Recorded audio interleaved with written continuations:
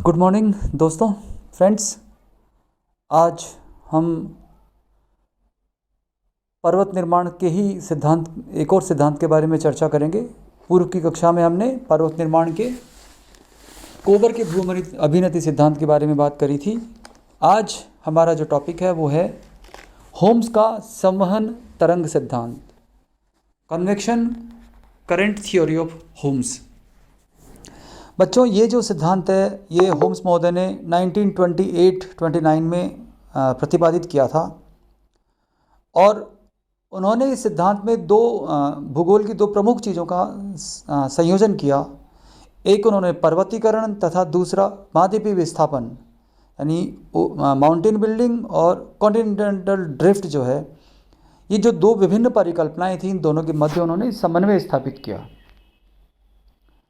और बच्चों, ऐसा नहीं है कि वो सिर्फ इन दो के मध्य समन्वय स्थापित करना चाह रहे थे। यद्यपि होम्स का जो मुख्य उद्देश्य था वो पर्वतीकरण को स्पष्ट करना तो था, किंतु साथ ही साथ में उन्होंने ज्वालामुखी क्रिया, महाद्वीपीय विस्थापन, रूपांतरण आदि क्रियाओं का भी उल्लेख किया।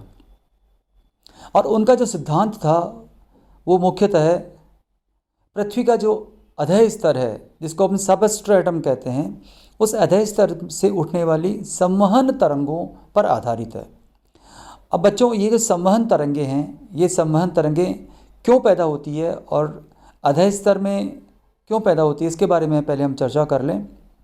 बच्चों, पृथ्वी जो है उसके अंदर रेडियो एक्टिव मिनरल्स या रेडियो सक्रिय पदार्थ पाए जाते हैं, ऐसे हम जानते हैं ये चीज़।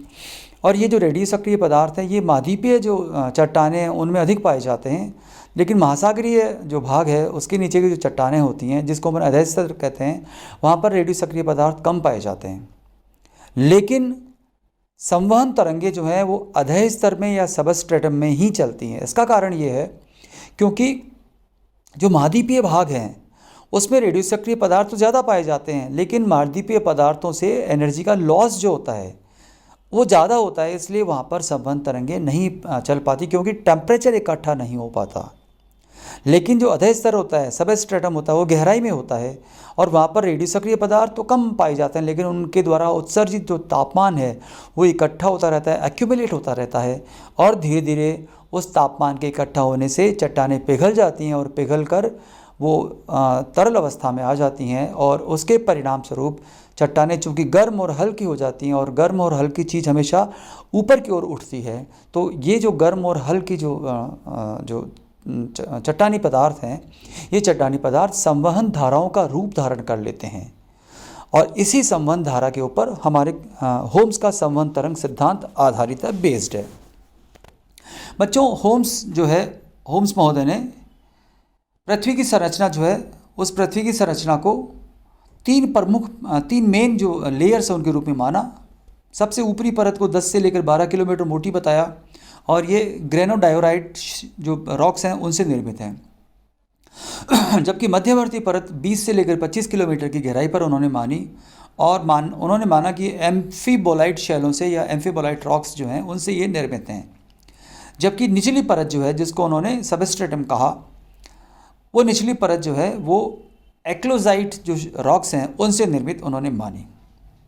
और वो मानते हैं कि जो भूपृष्ठ है, जिसको उन्होंने क्रस्ट कहा, वो क्रस्ट की रचना ऊपरी और मध्यम जो परतें हैं और उनसे निर्मित जो क्रिस्टलाइन या रवेदार शैलें हैं उनसे हुई है। जबकि निचली परत का जो शेष भाग उन्होंने माना वो माना सबस्ट्रेटम। और उनका ये भी मानना था बच्चों कि महासागरों के नीचे सियाल परत का अभाव पाया जाता है, अर्थात महाद्वीपीय भाग जो है वो सियाल से निर्मित हैं, लेकिन महासागरों के नीचे सियाल परत नहीं पाई जाती। साथ ही साथ में उन्होंने ये भी कहा, मध्यम और निचली जो परतें हैं वो महाद्वीप तथा महासागरों के नीचे विस्तृत, किंतु महासागरों की अपेक्षा महाद्वीपों के नीचे अधिक गहरी परतें मौजूद उन्होंने मानी। एक और बात उन्होंने बताई संवहन तरंगों के संबंध में। उन्होंने बताया कि संवहन जो धाराएं हैं, उन संवहन धाराओं का जो क्रम है वो दो बातों से निश्चित होता है। संवहन धाराओं का क्रम दो बातों से निश्चित होता है। पहला, विषुवत रेखा के निकट भूपटल की मोटाई जो है वो ध्रुवों की अपेक्षा अधिक होती है, अर्थात इक्वेटर जो है वहाँ पर क्रस्ट मोटा पाया जाता है, जबकि पोल्स के ऊपर या ध्रुवों के ऊपर क्रस्ट जो है वो पतला पाया जाता है। इसलिए उन्होंने माना कि विषुवत रेखा से के नीचे जो है वो विषुवत रेखा की जो परतें हैं उनके नीचे हमेशा संवहन तरंगे जो हैं ऊपर की ओर उठने वाली, यानी नीचे से ऊपर की ओर उठने वाली संवहन तरंगों का क्रम रहता है, और ध्रुवों के ऊपर जो है वो ऊपर से नीचे की ओर चलने वाली जो संवहन तरंगे हैं उनका क्रम पाया जाता है। दूसरी एक प्रमुख बात उन्होंने और मानी, उनका मानना था कि महासागरों की अपेक्षा महाद्वीपों के नीचे रेडियो सक्रिय पदार्थ जो है उनका वितरण अधिक है। अतः महाद्वीपों के नीचे ऊपर की ओर उठने वाली तथा महासागरों के नीचे ऊपर से नीचे की ओर जाने वाली संवहन धाराएं चलती हैं। साथ ही साथ में वो ये भी मानते हैं कि संवहन धाराओं के दो, महाद्वीपों के नीचे संवहन धाराओं के दो अलग अलग प्रकार के क्रम होते हैं।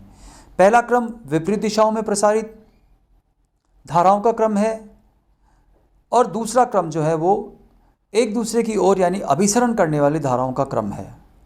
बच्चों, अपसरण करने वाली धाराएं जो हैं उनसे तनाव की शक्ति पैदा होती है, जिससे स्थलभाग खंडित हो जाते हैं, जबकि अभिसरण करने वाली जो धाराएं हैं उनसे स्थलखंड में खिंचाव या दबाव की शक्ति कार्य करती है और उससे अवतलन पैदा होता है, और इसी अवतलन से भूसन्नतियाँ पैदा होती हैं, और यही भूसन्नतियाँ जो हैं वो होम्स के संवहन तरंग सिद्धांत के अनुसार पर्वतों के निर्माण का पार्ट होती हैं।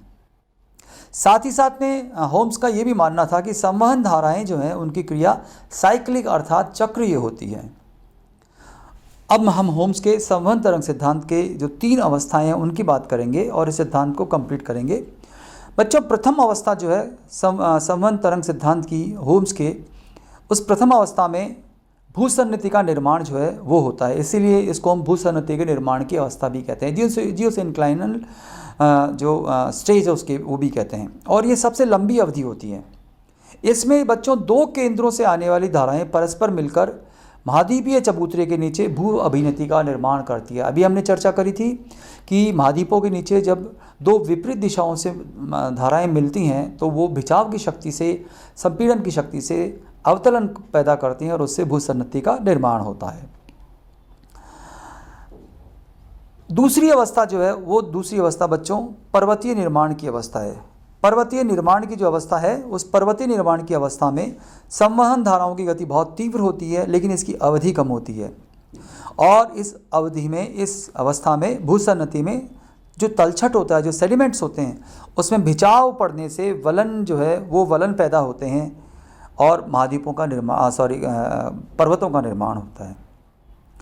और तीसरी जो अवस्था है वो है पर्वतीय विकास की अवस्था, जिसको अपन ग्लिप्टोजेनेसिस कहते हैं।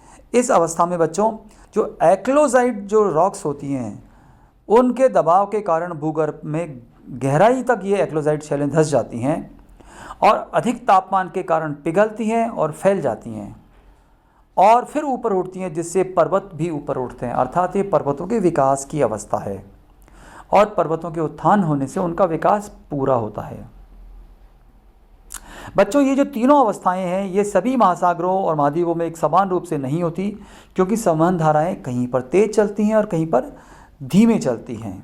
इस प्रकार जो होम्स का संवहन तरंग जो सिद्धांत है उस संवहन तरंग सिद्धांत के अनुसार के आधार पर उन्होंने महासागरीय बेसिन, महाद्वीपों की उत्पत्ति तथा महाद्वीपों के विस्थापन की भी उन्होंने व्याख्या करी।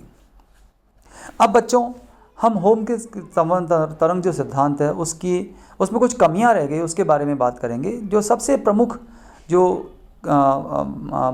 आक्षेप है इनके ऊपर वो स्टीयर्स महोदय ने लगाया है, और स्टीयर्स महोदय का कहना है कि ये सिद्धांत जो है ऐसे कारकों पर आधारित है जिसके बारे में बहुत कम जानकारी है। और दूसरी बात और प्रमुख जो आक्षेप है वो ये है कि यह सिद्धांत पृथ्वी के भीतर रेडियो सक्रिय पदार्थों की क्रिया पर आधारित है, उनकी हमको जानकारी बहुत ही कम है। तीसरी बात, भूपटल या क्रस्ट के नीचे जो संवहन धाराएं हैं उनका अभिसारी और अपसारी जो क्रम है वो संदेहास्पद है, क्योंकि इस क्रम के बारे में बहुत अधिक खोज रिसर्च नहीं हुई है।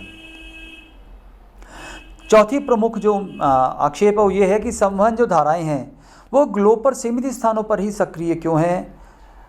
इन धाराओं के लिए जहाँ जहाँ पर भी आवश्यक दशाएं उपलब्ध हो वहाँ पर इनकी उत्पत्ति होनी चाहिए। ये एक प्रमुख आक्षेप इनके ऊपर और लगाया गया है। तो ये 4 प्रमुख आक्षेप इनके ऊपर लगाए गए हैं। यद्यपि सिद्धांत जो है वो हम ये कह सकते हैं कि ऐसे चीज़ों पर आधारित है जिनके बारे में जानकारी कम है, लेकिन वर्तमान जो समय है उसमें जो प्लेट विवर्तनी के सिद्धांत है, वो प्लेट विवर्तनी के सिद्धांत जो है वो महाद्वीपीय विस्थापन जो है उसके बारे में ही हमको बताता है। और महाद्वीपीय विस्थापन के लिए जो बल है, फोर्स है, वो भी संवहन धाराओं के द्वारा ही निर्धारित होता है। इस आधार पर हम होम्स के संवहन तरंग सिद्धांत को एक प्रमुख पर्वत निर्माणकारी सिद्धांत और महाद्वीपों में विस्थापनकारी सिद्धांत के रूप में मान्यता देते हैं। तो उम्मीद है आज के इस टॉपिक में आपको पर्वतीय निर्माण से संबंधित संवहन तरंग सिद्धांत के बारे में जानकारी प्राप्त हुई होगी। धन्यवाद। Thank you.